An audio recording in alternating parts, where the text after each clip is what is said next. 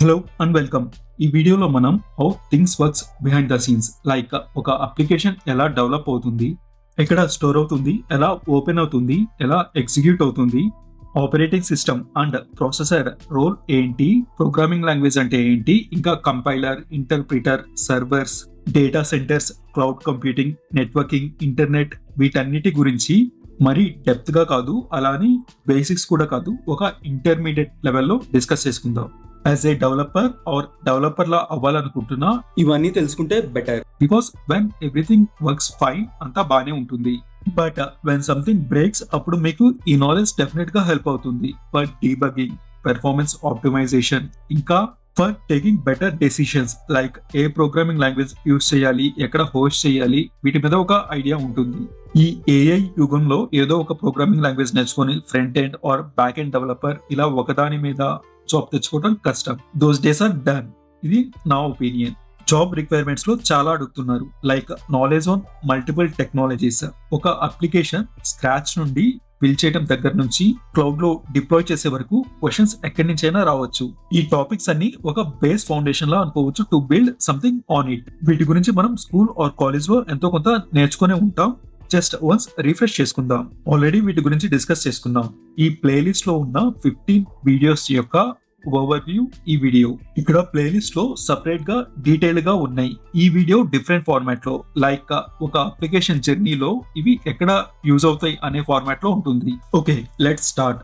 మనం ఒక యాప్ ని ఓపెన్ చేసాం, ఇన్స్టెంట్ గా ఓపెన్ అయ్యి స్క్రీన్ మీద డిస్ప్లే అయింది. బట్ బిహైండ్ ద సీన్స్ ఎన్ని ఆపరేషన్స్ జరుగుతాయో చూద్దాం. జనరల్ గా అప్లికేషన్ అనేది హార్డ్ డిస్క్ ఆర్ SSD లో స్టోర్ అయి ఉంటుంది. Not only application, files, images, videos అన్ని ఇక్కడ స్టోర్ అవుతాయి.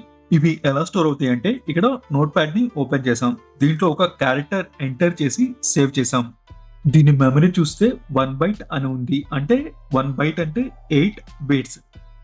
ఫర్ ఎగ్జాంపుల్ ఇది SSD, దీంట్లో ట్రాన్సిస్టర్స్ ఉంటాయి.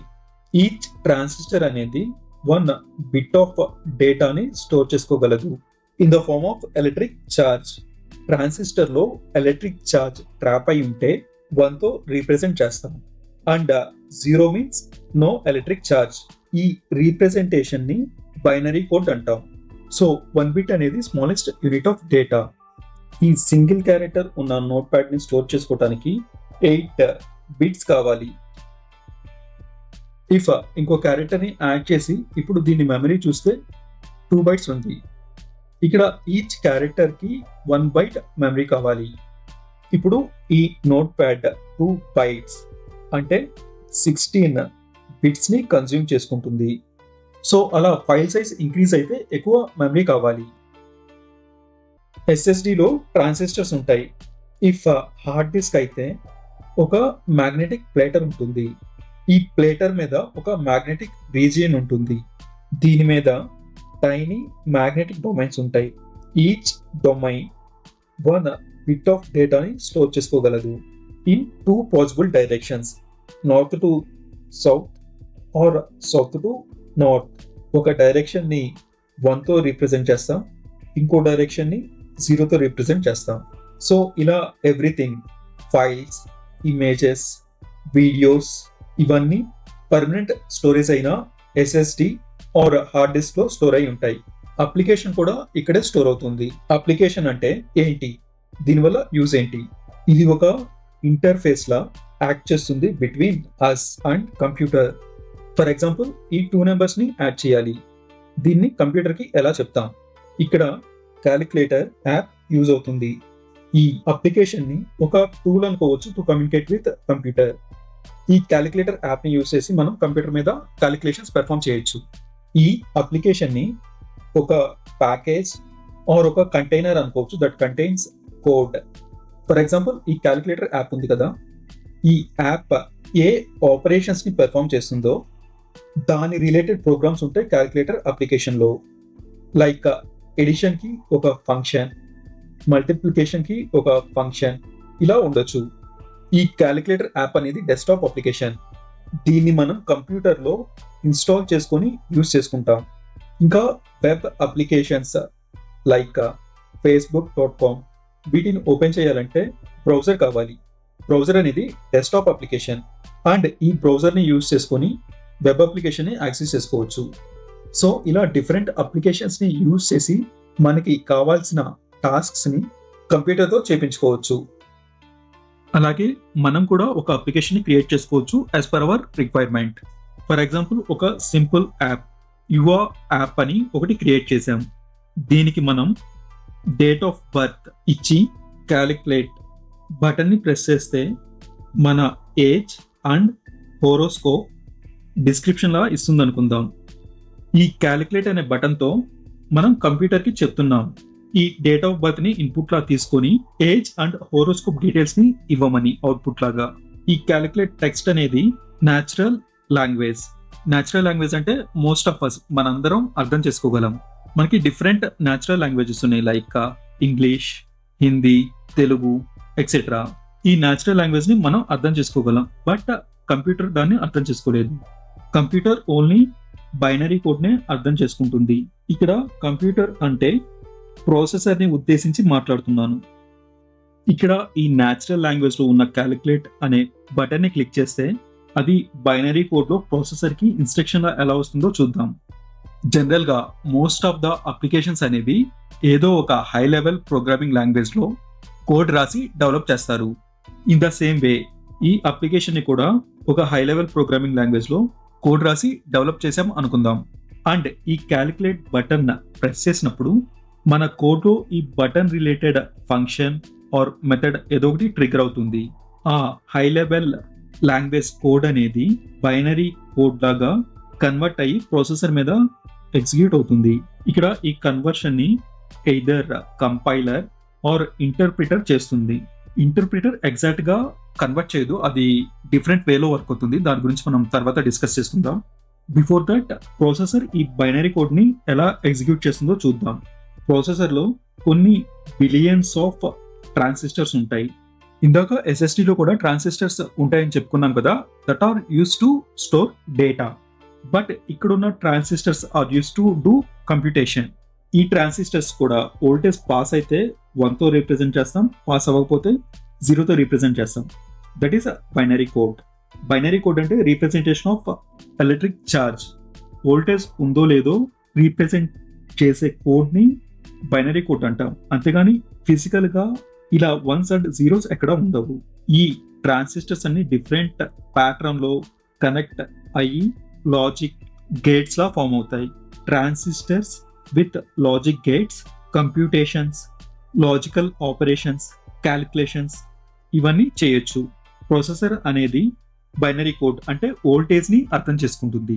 బట్ ఈ బైనరీ కోడ్లో ఇన్స్ట్రక్షన్స్ ఇవ్వాలంటే చాలా కష్టం. ఫర్ ఎగ్జాంపుల్ ఒక 2 నెంబర్స్ని యాడ్ చేయడానికి బైనరీలో కోడ్ రాస్తే ఇలా ఉంటుంది. ఇక్కడ 1 అంటే వోల్టేజ్ పాస్ అవ్వాలి, 0 మీన్స్ నో వోల్టేజ్. ఈ ఇన్స్ట్రక్షన్స్ని ఇవ్వాలన్నా అర్థం చేసుకోవాలన్నా చాలా కష్టం. సో హై లెవెల్ లాంగ్వేజెస్ని ఇంట్రడ్యూస్ చేశారు. ఈ హై లెవెల్ లాంగ్వేజెస్ని ఈజీగా నేర్చుకోవచ్చు అండ్ రాయొచ్చు. ఈ హై లెవెల్ లాంగ్వేజ్లో రాసిన code at the end binary code లాగా కన్వర్ట్ అయ్యి ప్రాసెసర్ మీద ఎగ్జిక్యూట్ అవుతుంది. ఒక అప్లికేషన్ డెవలప్ చేయడానికి మనం any high level language like Java, JavaScript, C++ etcetera ఈ లాంగ్వేజెస్లో కోడ్ రాస్తాం. ఈ హై లెవెల్ లాంగ్వేజ్ కోడ్ని compiler or interpreter binary code లాగా కన్వర్ట్ చేస్తుంది అండ్ ఆ బైనరీ కోడ్ ప్రాసెసర్ మీద ఎగ్జిక్యూట్ అవుతుంది. ఇక్కడ ఇంటర్ప్రిటర్ కోడ్ని కన్వర్ట్ చేస్తుంది అనే కంటే బైనరీ కోడ్లా ప్రాసెసర్ మీద ఎగ్జిక్యూట్ చేపిస్తుంది అనుకోవచ్చు. ఇంటర్ప్రిటర్ ఎగ్జాక్ట్గా కోడ్ని బైనరీ కోడ్ లాగా కన్వర్ట్ చేయదు. ఈ కంపైలర్ ఆర్ ఇంటర్ప్రిటర్ ఎలా వర్క్ అవుతాయో డిస్కస్ చేసుకుందాం. ఇది మనం హై లెవెల్ లాంగ్వేజ్లో రాసిన సోర్స్ కోడ్ అనుకుందాం. కంపైలర్ ఈ కోడ్ మొత్తాన్ని ఒకేసారి రీడ్ చేసి బైనరీ కోడ్ లాగా కన్వర్ట్ చేసి ఒక ఎగ్జిక్యూటబుల్ ఫైల్ని అవుట్పుట్లా ఇస్తుంది. ఈ ఎగ్జిక్యూటబుల్ ఫైల్లో బైనరీ కోడ్తో పాటు హెడర్, మెటాడేటా, ఎంట్రీ పాయింట్ ఇవన్నీ ఉంటాయి. ఫర్ ఎగ్జాంపుల్ మన యువ యాప్ కంపైలర్తో కంపైల్ అయితే యువ.exe ఫైల్ అవుట్పుట్లో వస్తుంది. ఈ .exe ఫైల్ని మనకి ఏ కంప్యూటర్లో కావాలంటే దాంట్లో ఇన్స్టాల్ చేసుకొని అప్లికేషన్ని యూజ్ చేసుకోవచ్చు. For example VLC media player, Google chrome ఈ యాప్స్ని డౌన్లోడ్ చేసుకొని ఇన్స్టాల్ చేసుకుంటాం కదా, అప్పుడు వాటి .exe ఫైల్స్ డౌన్లోడ్ అవుతాయి అండ్ వాటిని కంప్యూటర్లో ఇన్స్టాల్ చేసుకొని యూజ్ చేసుకుంటాం. Most of the desktop applications are compiled applications. Languages like C, C++, Rust, Go ఇవి కంపైలర్ని యూజ్ చేసుకుంటాయి. కంపైలర్ ఈ అడ్వాంటేజెస్ని ప్రొవైడ్ చేస్తుంది. ఫాస్ట్ ఎగ్జిక్యూషన్, ఇక్కడ ఆల్రెడీ కోడ్ బైనరీ ఫార్మాట్లో ఉంటుంది కనుక డైరెక్ట్గా ప్రాసెసర్ మీద ఎగ్జిక్యూట్ అవ్వగలదు. సో ఫాస్ట్ ఎగ్జిక్యూషన్ పొందగలం విత్ కంపైలర్. అండ్ ప్రైవసీ, మనం సోర్స్ కోడ్ని మన దగ్గరే ఉంచుకుంటాం. జస్ట్ ఈ EXE ఫైల్ ఇస్తే సరిపోతుంది. ఈ EXE ఫైల్ని ఇన్స్టాల్ చేసుకొని యాప్ని యూజ్ చేసుకోవచ్చు. సో సోర్స్ కోడ్కి ప్రైవసీ ఉంటుంది. అండ్ కంపైలర్ రిపీటెడ్ కోడ్ని ఆప్టిమైజ్ చేస్తుంది for better performance. And disadvantages ఏంటంటే మనకి డిఫరెంట్ OS ఉన్నాయి కదా, లైక్ విండోస్ ఆపరేటింగ్ సిస్టమ్, ఇంకా లైనెక్స్, మ్యాక్ OS, వీటన్నిటి ఆర్కిటెక్చర్ డిఫరెంట్గా ఉంటుంది. సో ప్రతి ఆపరేటింగ్ సిస్టమ్కి సపోర్ట్ అయ్యేలా అప్లికేషన్ని బిల్డ్ చేయాలి. ఇఫ్ విండోస్ అయితే .exe ఫైల్, అదర్ ఆపరేటింగ్ సిస్టమ్స్కి వేరే ఫార్మాట్లో ఉంటుంది. ఇలా మల్టిపుల్ ఆపరేటింగ్ సిస్టమ్స్కి మల్టిపుల్ ఫైల్స్ క్రియేట్ చేయాలి. అండ్ ఇంకో డిసడ్వాంటేజ్ ఏంటంటే ఇక్కడ సోర్స్ కోడ్ మొత్తం ఒకేసారి కంపైల్ అవుతుంది. సో లాంగ్ కంపైలేషన్ టైం కావాలి అండ్ ఎర్రర్స్ని డీబగ్ చేయటం కొంచెం డిఫికల్ట్. నౌ ఇంటర్ప్రిటెడ్ లాంగ్వేజ్లో రాసిన కోడ్ని రన్ చేయడానికి ఇంటర్ప్రిటర్ కావాలి. అంటే ఇది సోర్స్ కోడ్. ఈ సోర్స్ కోడ్ ఏ కంప్యూటర్లో అయితే రన్ అవ్వాలో ఆ కంప్యూటర్లో ఈ ఇంటర్ప్రిటర్ అనేది ఇన్స్టాల్ అయి ఉండాలి. ఈ ఇంటర్ప్రిటర్ అనేది కైండ్ ఆఫ్ అప్లికేషన్, ఒక కంపైల్డ్ అప్లికేషన్. జనరల్గా ఈ ఇంటర్ప్రిటర్ని compiled languages like C, C++ ఇలాంటి లాంగ్వేజెస్తో బిల్డ్ చేస్తారు. దీంట్లో బైనరీ కోడ్ ఉంటుంది కనుక ఇది డైరెక్ట్గా ప్రాసెసర్ మీద రన్ అవుతుంది. రన్ అయ్యి ఈ సోర్స్ కోడ్ని లైన్ బై లైన్ రీడ్ చేసి ఎగ్జిక్యూట్ చేస్తుంది. ఇక్కడ జాగ్రత్తగా వినండి, సోర్స్ కోడ్ బైనరీ కోడ్ లాగా కన్వర్ట్ అవ్వట్లేదు. ఇంటర్ప్రిటర్ సోర్స్ కోడ్ని టోకెన్స్ లా కన్వర్ట్ చేసి ఒక ట్రీ స్ట్రక్చర్ని ఫామ్ చేస్తుంది. That is AST, abstract syntax tree.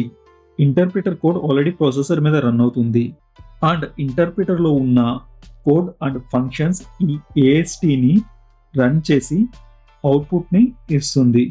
ఇక్కడ ఇంటర్ప్రిటర్ అడ్వాంటేజెస్ ఏంటంటే దీంట్లో extra .exe file or any executable file అవసరం ఉండదు. And easy debugging and portability. Disadvantages వచ్చేసేసి స్లో ఎగ్జిక్యూషన్, అంటే ప్రతి లైన్ రీడ్ అయ్యి ఎగ్జిక్యూట్ అవ్వాలి కదా, సో ఎగ్జిక్యూషన్ కొంచెం స్లోగా ఉంటుంది. And less privacy. ఇక్కడ కంపైలర్ అండ్ ఇంటర్ప్రిటర్కి వాటి అడ్వాంటేజెస్ అండ్ డిసడ్వాంటేజెస్ ఉన్నాయి. సో కొన్ని languages both compiler and interpreter ఈ రెండింటిని యూజ్ చేసుకుంటే to get advantages of both. వాటిని హైబ్రిడ్ లాంగ్వేజెస్ అంటాం. Languages like Java, JavaScript, Python ఇవి హైబ్రిడ్ లాంగ్వేజెస్.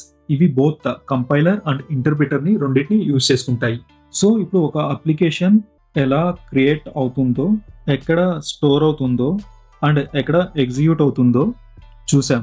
ఇప్పుడు ఈ SSD ఆర్ హార్డ్ డిస్క్లో స్టోర్ అయిన అప్లికేషన్ ఎలా ఓపెన్ అవుతుందో చూద్దాం. ఫర్ ఎగ్జాంపుల్ మనం గూగుల్ క్రోమ్ యాప్ని ఓపెన్ చేసాం. ఈ క్రోమ్ రిలేటెడ్ కోడ్ అంతా SSDలో ఉంటుంది కదా. యాప్ని ఓపెన్ చేసినప్పుడు SSDలో ఉన్న Chrome related SSD or hard disk దాంట్లో ఉన్న కోడ్ ర్యామ్లో లోడ్ అవుతుంది.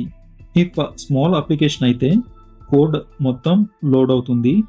బిగ్ అప్లికేషన్స్ అయితే, అంటే లార్జ్ కోడ్ బేస్ ఉండే అప్లికేషన్స్ అయితే part by part code load అవుతుంది ర్యామ్లో. లోడ్ అయిన తర్వాత దీనికి కొంచెం మెమరీ అలొకేట్ అవుతుంది. తర్వాత దీనికి ఒక ప్రాసెస్ క్రియేట్ అయ్యి షెడ్యూలర్లో ప్లేస్ అవుతుంది. ఈ షెడ్యూలర్లో ఉన్న ప్రాసెసర్ మీద ఎగ్జిక్యూట్ అయి ఇనీషియల్ అవుట్పుట్ వస్తుంది అండ్ క్రోమ్ విండో ఓపెన్ అవుతుంది. జనరల్గా ఒక అప్లికేషన్కి ఒక ప్రాసెస్ క్రియేట్ అవుతుంది. బట్ కాంప్లెక్స్ అప్లికేషన్స్ లైక్ బ్రౌజర్స్కి మల్టిపుల్ ప్రాసెసెస్ క్రియేట్ అవుతాయి. దీని గురించి ఒక వీడియోలో డిస్కస్ చేస్తున్నాం. ఓకే, ఇక్కడ ఇవన్నీ ఆపరేటింగ్ సిస్టమ్ మేనేజ్ చేస్తుంది. కోడ్ని హార్డ్ డిస్క్ ఆర్ SSDలో నుంచి ర్యామ్లోకి ప్లేస్ చేయటం, మెమరీని అలొకేట్ చేయటం, అండ్ ఇఫ్ ఇంకొక యాప్ని ఓపెన్ చేస్తే దానికి కూడా మెమరీ అలోకేట్ అవుతుంది. అండ్ ఈ రెండింటి మెమరీ దేనికి దానికి సపరేట్గా ఉండాలి వితౌట్ ఎనీ కాన్ఫ్లిక్ట్. ఆ కాన్ఫ్లిక్ట్ రాకుండా కూడా ఆపరేటింగ్ సిస్టమ్ చూసుకుంటుంది. అండ్ దీనికి కూడా ఒక ప్రాసెస్ క్రియేట్ అవుతుంది. ఎట్ ద సేమ్ టైం మనం ఈ 2 యాప్స్ని ప్యారలల్గా యూజ్ చేసుకుంటున్నాం. But processor at a time 1 ఇన్స్ట్రక్షన్నే ఎగ్జిక్యూట్ చేయగలదు. సింగిల్ కోర్ అయితే, డ్యూయల్ కోర్ అయితే at a time 2 instructions execute అవుతాయి. నేను సింగిల్ కోర్ ప్రాసెసర్ గురించి మాట్లాడుతున్నాను. ఒకేసారి ఈ 2 యాప్స్ ప్రాసెసర్ మీద రన్ అవ్వలేవు. ఎయిదర్ దీని కోడ్ ఎగ్జిక్యూట్ అవ్వాలి or Chrome browser code execute అవ్వాలి. బట్ ఈ రెండు స్విచ్ అవుతూ రన్ అవుతాయి. ఫర్ ఎగ్జాంపుల్ ఒక 5 to 10 milli seconds chrome related process run అయితే ఇంకో 2 మిల్లీ సెకండ్స్ ఈ అదర్ యాప్ రన్ అవ్వచ్చు. 1 సెకండ్ అంటే 1000 మిల్లీ సెకండ్స్. ఇక్కడ ఈ 2 యాప్స్ ఇంత ఫాస్ట్గా స్విచ్ అవుతూ రన్ అవుతూ ఉంటాయి. దానివల్ల ఈ 2 అప్లికేషన్స్ని ప్యారలల్గా యూజ్ చేసుకోవచ్చు వితౌట్ ఎనీ ల్యాగ్. ఈ స్విచ్చింగ్ని కాంటెక్స్ట్ స్విచ్చింగ్ అంటాం. దీన్ని కూడా ఓఎస్ మేనేజ్ చేస్తుంది. ఆపరేటింగ్ సిస్టమ్ ఇంకా చాలా ఆపరేషన్స్ని మేనేజ్ చేస్తుంది. Like file system management, user interface UI management, resource management, memory management, device management, ఇంకా చాలా ఆపరేషన్స్ని మేనేజ్ చేస్తుంది. These are some of the important operations. Processor అనేది కోడ్ని ఎగ్జిక్యూట్ చేసి అవుట్పుట్ని ఇస్తుంది. బట్ ఎప్పుడు ఏ కోడ్ని ఎగ్జిక్యూట్ చేయాలనేది ఓఎస్ ఆపరేటింగ్ సిస్టమ్ మేనేజ్ చేస్తుంది. ప్రాసెసర్ని మనం ఒక హార్డ్ వర్కింగ్ ఎంప్లాయ్ అనుకుంటే ఆపరేటింగ్ సిస్టమ్ని ఒక స్ట్రిక్ట్ మేనేజర్ అనుకోవచ్చు. ఓకే, మన అప్లికేషన్ ఎక్కడ స్టోర్ అవుతుంది, ఎలా ఎగ్జిక్యూట్ అవుతుంది, ఎలా ఓపెన్ అవుతుంది అండ్ ప్రాసెసర్ ఆపరేటింగ్ సిస్టమ్ యొక్క రోల్స్ గురించి డిస్కస్ చేసుకున్నాం. ఇప్పుడు మన అప్లికేషన్ ఆర్ డేటాని వరల్డ్లో డిఫరెంట్ లొకేషన్స్లో ఉన్న యూజర్స్ ఎలా యాక్సెస్ చేసుకోగలరో చూద్దాం. ఫర్ ఎగ్జాంపుల్ 2 కంప్యూటర్స్ ఉన్నాయి, computer A and computer B. ఈ 2 కంప్యూటర్స్ ని కనెక్ట్ చేసి by using ethernet cable or bluetooth A computer లో ఉన్న డేటాని బి కంప్యూటర్ లో యాక్సెస్ చేసుకోవచ్చు. That is network. నెట్వర్కింగ్ అంటే different computers or devices connect అయ్యి డేటాని షేర్ చేసుకోవటం. మెయిన్గా మనం ల్యాన్, మ్యాన్, వ్యాన్ వీటి గురించి వినే ఉంటాం. ల్యాన్ అంటే లోకల్ ఏరియా నెట్వర్క్. ఇది లిమిటెడ్ స్పేస్ ని కవర్ చేస్తుంది. లైక్ మన హోమ్ ఆర్ ఆఫీస్లో ఉండే కంప్యూటర్స్ ఆర్ డివైసెస్ ఒకదాంతో ఒకటి కనెక్ట్ అయ్యి డేటాను షేర్ చేసుకోవడం ల్యాన్ కిందకు వస్తుంది. నెక్స్ట్ మ్యాన్ అంటే మెట్రోపాలిటన్ ఏరియా నెట్వర్క్. ఇది 5 to 50 కిలోమీటర్స్ రేడియస్ని కవర్ చేస్తుంది.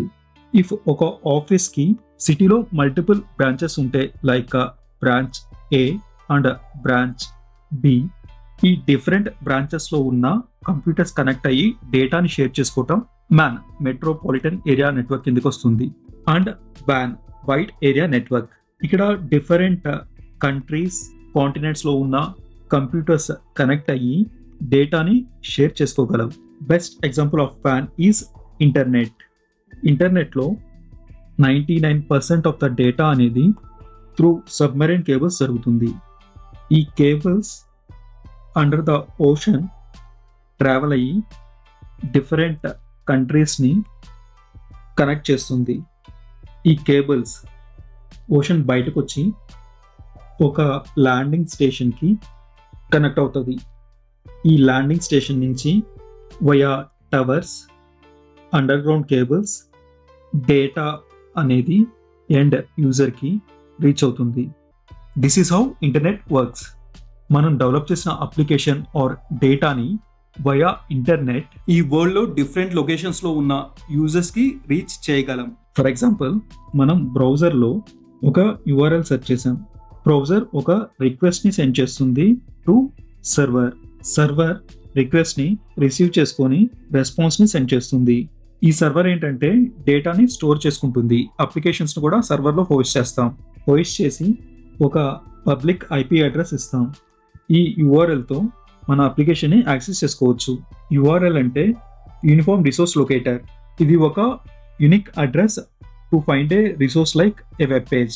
URLలో డిఫరెంట్ కాంపోనెంట్స్ ఉంటాయి to find a particular resource. మనకి డిఫరెంట్ ప్రోటోకాల్స్ ఉన్నాయి like HTTPS, HTTP, SMTP etcetera. ఈ ప్రోటోకాల్స్ ఉన్న పార్ట్ని స్కీమ్ అని పిలుస్తాం. ఇది సబ్ డొమైన్, ఇది డొమైన్, ఇది టాప్ లెవెల్ డొమైన్. ఈ URLని DNS సర్వర్ IP అడ్రస్ లా కన్వర్ట్ చేస్తుంది. ప్రతి ఒక్క కంప్యూటర్ కి ఒక ఐపీ అడ్రస్ ఉంటుంది. ఈ సర్వర్ అనేది కూడా నథింగ్ బట్ ఏ కంప్యూటర్. దీనికి కూడా ఐపీ అడ్రస్ ఉంటుంది. సో URL తో మనం సర్వర్ ని ఫైండ్ చేస్తున్నాం. ఫైండ్ చేసి రెస్పాన్స్ ని తెచ్చుకుంటున్నాం.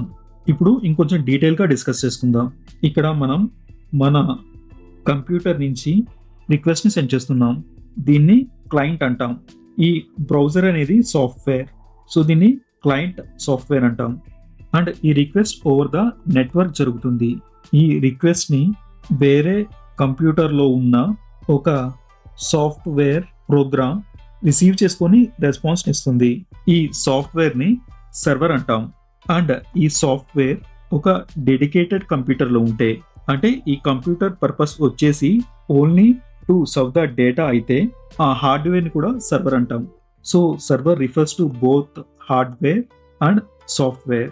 మనకి డిఫరెంట్ సర్వర్స్ ఉన్నాయి, like web server, app server, database server etcetera. ఈ సర్వర్స్ మెయింటైన్ చేయడం కొంచెం కష్టం. ఏం ఇష్యూస్ లేకుండా సర్వర్స్ 24/7 రన్ అవుతూనే ఉండాలి. ఎందుకంటే యూజర్ నుంచి రిక్వెస్ట్ ఎప్పుడు వస్తుందో తెలియదు. ఈ రిక్వెస్ట్ వచ్చినప్పుడు సర్వర్ డౌన్ ఉంటే యూజర్ మన అప్లికేషన్ కాకుండా వేరే ఆప్షన్ చూసుకునే ఛాన్స్ ఉంటుంది. దానివల్ల బిజినెస్ మీద ఇంపాక్ట్ పడుతుంది. సో సర్వర్స్ ఏం ఇష్యూస్ లేకుండా 24/7 రన్ అవడానికి ఒక టెక్నికల్ పర్సన్ ఆర్ మేబీ ఒక టీమ్ అవసరం కూడా ఉండొచ్చు. ఇలాంటి రిక్వైర్మెంట్స్ చాలా ఉన్నాయి సర్వర్స్ మెయింటైన్ చేయడానికి. లైక్ యూజర్స్ ఎక్కువైనప్పుడు స్కేల్ అప్ చేయటం, యూజర్స్ తక్కువైనప్పుడు స్కేల్ డౌన్ చేయటం, ఆపరేటింగ్ సిస్టమ్ అప్డేట్స్. అండ్ ఈ సర్వర్స్ ఎక్కువ హీట్ ని జనరేట్ చేస్తాయి. సో వాటిని కూల్ చేయడానికి కూలింగ్ సిస్టమ్ ఇవన్నీ ఉండాలి టు మెయింటైన్ సర్వర్స్. సో ఈ సర్వర్స్ ని మెయింటైన్ చేయడం కొంచెం కష్టం అండ్ ఎక్స్పెన్సివ్ కూడా. అండ్ ఒక స్మాల్ ఆర్ స్టార్ట్అప్ కంపెనీకి ఇది బర్డెన్ కావచ్చు. అలా కాకుండా మనం సర్వర్స్ ని రెంట్కి తీసుకోవచ్చు. కొన్ని కంపెనీస్ వాళ్ళ సర్వర్స్ ని యూస్ చేసుకునేలా డిఫరెంట్ సర్వీసెస్ ని ప్రొవైడ్ చేస్తారు. మనం మన అప్లికేషన్ ని వాళ్ళ సర్వర్లో హోస్ట్ చేసుకోవచ్చు. అండ్ ఇక్కడి నుంచి యూజర్స్ మన అప్లికేషన్ ని యాక్సెస్ చేసుకుంటారు. వాళ్ళ సర్వీసెస్ ని యూస్ చేసుకున్నందుకు we have to pay the bill. As per services billing ఉంటుంది. అండ్ ఈ సర్వర్స్ ని డేటా సెంటర్స్ లో మెయింటైన్ చేస్తారు. డేటా సెంటర్స్ లో ర్యాక్స్ లో సర్వర్స్ అన్నిటిని ప్లేస్ చేసి వాటికి కంటిన్యూయస్ పవర్ సప్లై నెట్వర్క్ తో కాన్ఫిగర్ చేసి ఈ సర్వర్స్ జనరేట్ చేసే హీట్ ని కంట్రోల్ చేయడానికి కూలింగ్ సిస్టమ్ ఇవన్నీ ప్రొవైడ్ చేస్తారు. అలా మల్టిపుల్ ర్యాక్స్ ఉండే బిల్డింగ్ నే డేటా సెంటర్ అంటాం. ఇది కైండ్ ఆఫ్ ఓవర్ వ్యూ. ఈ టాపిక్స్ గురించి ఇంకా క్లియర్ గా తెలుసుకోవాలంటే ఈ ప్లేలిస్ట్ చూడండి. ఈచ్ టాపిక్ మీద డీటెయిల్డ్ గా వీడియోస్ ఉన్నాయి. ఈ వీడియో ద్వారా if you learned something new, then support us by liking the video and subscribe for concept driven technology videos explained from the basics.